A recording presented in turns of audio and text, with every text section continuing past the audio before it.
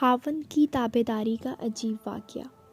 حضرت مولانا محمد قاسم نانوتوی صاحب رحمۃ اللہ علیہ کا دستور تھا کہ عشاء کے بعد دودھ استعمال فرماتے تھے۔ چنانچہ جوں ہی آپ تشریف لاتے، اہلیہ محترمہ دودھ کا پیالہ لے کر حاضر ہو جاتی، مگر آپ ذوق عبادت میں نوافل کی نیت باندھ لیتے اور رات بھر اسی طرح عبادت میں گزار دیتے۔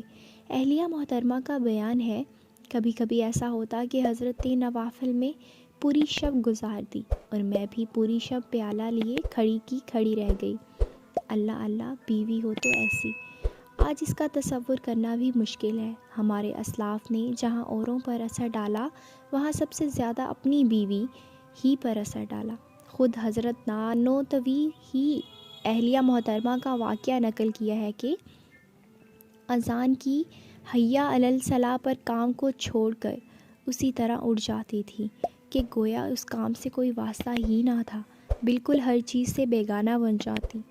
کاش کہ مسلمانوں کی تمام عورتوں میں بھی دین کا یہی شغف پیدا ہو جاتا، پھر مسلمانوں کے اعمال و اخلاق میں دیکھتے ہی دیکھتے ایک انقلاب پیدا ہو جاتا اور پوری مسلمانی دنیا سنور جاتی۔